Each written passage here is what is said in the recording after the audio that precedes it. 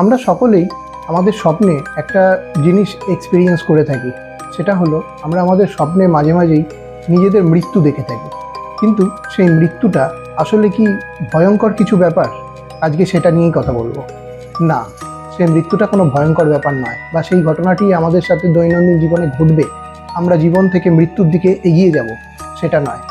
এক্সপার্টদের মতে সেই মৃত্যুটা আমরা যেটা দেখি আমাদের স্বপ্নে, সেটা আমাদের জীবনের একটা চেঞ্জেসের জন্য দেখি।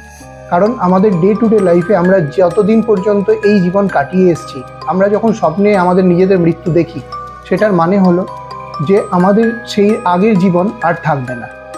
এক্সপার্টদের মতে ওনারা বলছেন, আমরা এতদিন পর্যন্ত যেভাবে আমাদের লাইফকে কাটিয়েছি, কিছু চেঞ্জেস বা ট্রান্সফরমেশনের জন্যই আমরা ওই স্বপ্নটা আমাদের জীবনে দেখি। এইসব জিনিস যদি আমরা স্বপ্নে দেখি আমাদের মৃত্যুর ঘটনা, তাহলে আমাদের এইটা নিয়ে ভয় পাওয়ার কোনো দরকারই নেই।